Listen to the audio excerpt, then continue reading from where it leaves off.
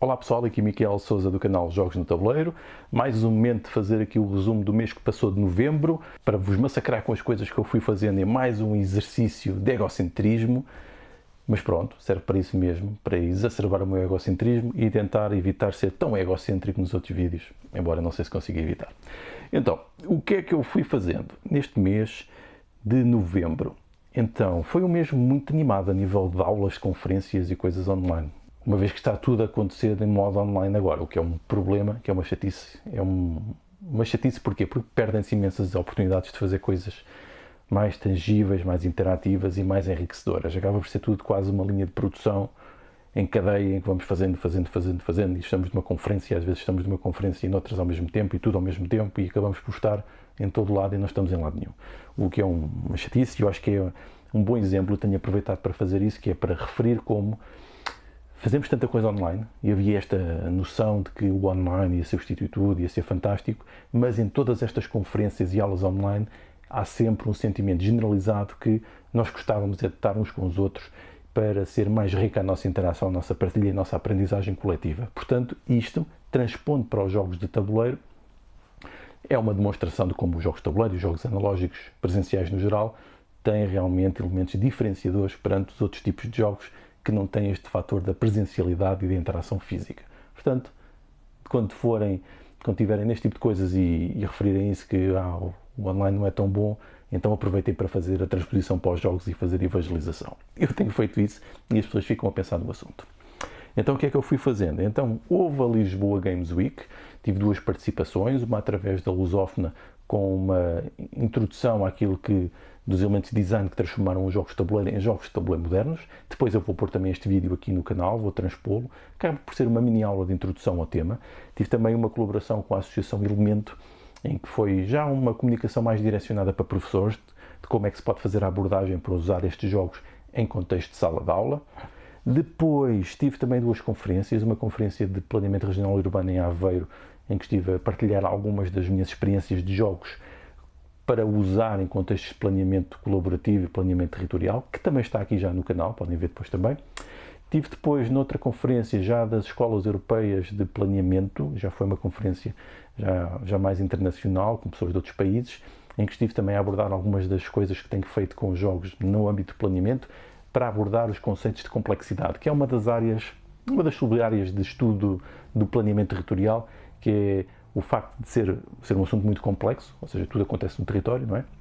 Mesmo que seja virtual, há sempre hubs de ligação, e existe uma teoria que é a teoria da complexidade, que é a forma como estes sistemas, que no fundo são sistemas, se auto-organizam.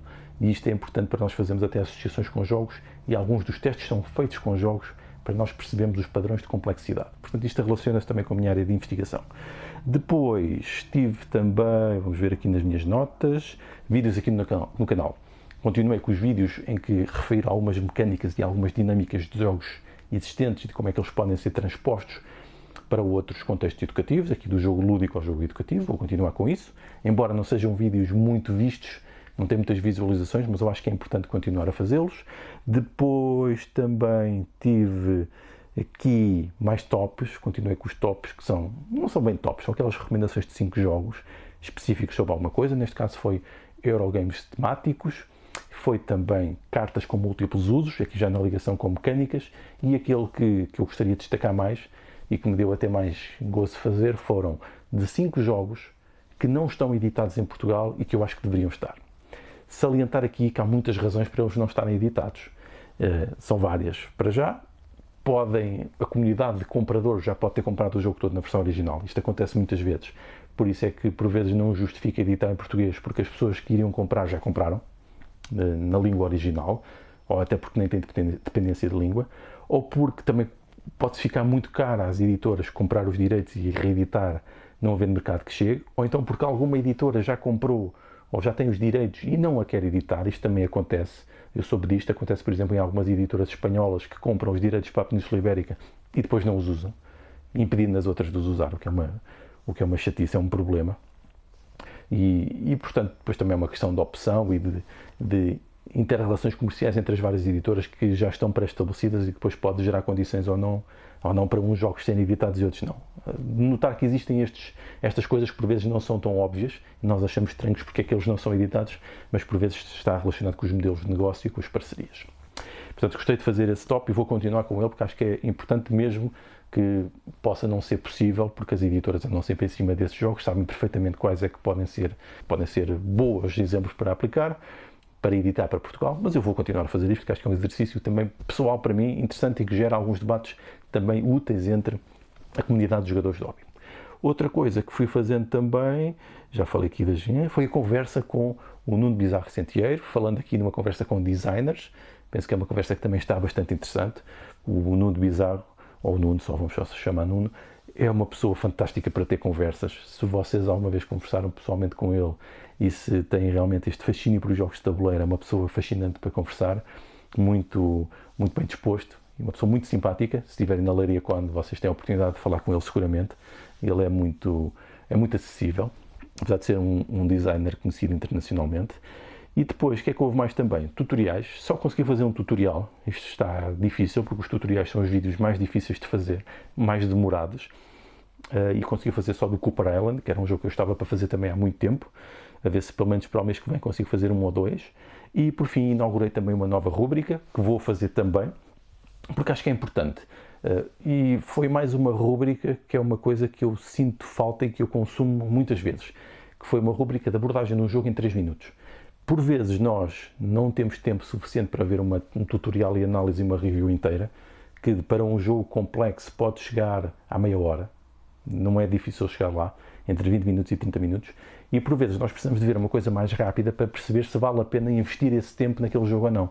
E foi isso que eu tentei fazer e vou continuar a fazer com esta rúbrica, que é estes vídeos rápidos, em que tento explicar o global do jogo num minuto e pouco, e depois guardar o outro minuto e qualquer coisa para falar daquilo que eu gostei e não gostei, ou gostei mais e gostei menos do jogo, que depois acaba por ser uma boa forma, eu diria, para sintetizar e para vocês perceberem se faz sentido ou não gastarem mais tempo a investir no jogo, nem que seja para discordar de mim, porque se seguirem o canal já sabem mais ou menos aquilo que eu aprecio, e se, por exemplo, discordarem totalmente de mim, vão saber se eu digo que uma coisa não me agrada muito, se calhar vocês vão gostar muito dessa coisa. E eu acabo por fazer isso com alguns reviewers que sigo, sei que eles gostam de determinadas coisas e não gostam de outras. Quando eles não gostam de uma coisa que eu gosto, provavelmente eu vou gostar daquilo. Portanto, faz-se aqui a análise inversa. Portanto, eu penso que pode ser útil por isso, e daí a vantagem, eu acho que é importante nós salientarmos que são opiniões pessoais e que são as nossas percepções, porque isso depois ajuda também a tomar a decisão, porque nada disto são verdades absolutas. Lá está, os jogos são modelos e são modelos que ativam a nossa subjetividade de análise e as nossas experiências e muitas outras coisas que nos influenciam na opinião. Portanto, é importante ter sempre isto em causa. Apesar de tentarmos seguir metodologias e uma ordem e sequências, é sempre bastante subjetivo. Então tenho que aparecer agora de súbito para fazer um complemento à informação. Eu ia-me esquecendo de que este mês estive também na DICE Cultural, à conversa com o pessoal que faz o podcast, à conversa com o Marco Silva, o Miguel Lourenço e o Bruno Maciel. Já me esqueci disso, estive à conversa com eles no podcast deles, que é provavelmente um dos melhores podcasts de português sobre jogos de tabuleiro, em que estive a falar sobre serious games e sobre as abordagens que eu tenho feito a esse uso de jogos de tabuleiro e jogos analógicos para fins sérios em contextos de projetos e investigação académica. Depois também saiu um texto meu no Público P3, onde eu tenho uma coluna onde vou escrevendo com alguma regularidade, podemos dizer, e onde tento escrever sempre sobre temas sobre jogos de tabuleiro, jogos no geral também, e aplicações e interpretações do que são o mundo dos jogos e o que eles nos fazem e o modo como através deles podemos pensar noutras coisas. E o tema que eu fiz neste último texto foi como a complexidade das regras, neste caso as regras de combate à pandemia, realmente podem trazer alguma dificuldade em conseguir segui-las, porque podemos ter dificuldade em percebê-las, e faço ali uma transposição com aquilo que são algumas técnicas de ensino de jogos e de progressão na dificuldade e na complexidade para podermos fazer coisas gradualmente mais difíceis, e isso poderia ser provavelmente aproveitado para abordar o modo como estamos a comunicar e a fazer tentar que as pessoas implementem estas regras todas complicadas de combate à pandemia. E foi também o mês onde começou o Gym to Be Kind, uma academia do conhecimento da Gulbenkian, em que aqui em parceria com a Marlene Rosa, que já esteve aqui também no canal a falarmos de jogos terapêuticos, arrancámos com o projeto e vamos ver que isto que é algo experimental e algo muito inovador, que é usar jogos para completar a formação dos futuros profissionais de saúde, que está a acontecer na Escola Superior de Saúde de Leiria, em que estamos a fazer o primeiro grupo neste momento e a ver as reações, e adaptar e desenvolver o processo para que os jogos possam ser ferramentas para estes futuros profissionais de saúde usarem, quer para se desenvolverem competências eles próprios, quer para usarem depois com os seus pacientes. Portanto, isto também começou este mês e eu ia me esquecendo disto, como é que é possível. Objetivo. Então vá, agradeço aqui a vossa paciência, fico sempre aqui disponível para mais sugestões, para mais coisas que eu possa fazer, para tentar dar algum contributo para o desenvolvimento aqui da nossa comunidade de jogos de hobby, e despeço-me até o dia destes. Falamos online. Então vá, adeus!